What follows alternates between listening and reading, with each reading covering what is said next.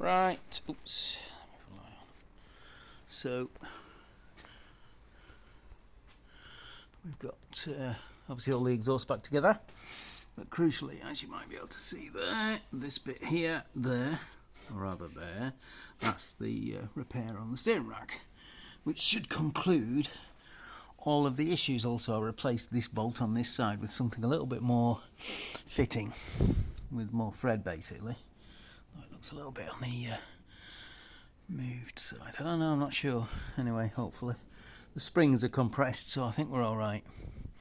Yeah, and this feels like it's on. Oh, I just need to redo these things so that it slides in better. That's our earlier joint, which is thoroughly solid now, so I think we're alright. Oh, sorry, there. So I think we're alright with that. So hopefully that should conclude everything under here. Obviously we've got the... I just need to run the engine just to make sure there's no sillies. And then we're going to call it, I think. And we'll get it down, obviously check the steering rack. Well, I can check it here, actually, because I can just push that. Oh, I can't, can I? No, okay. Never mind. Yeah, okay.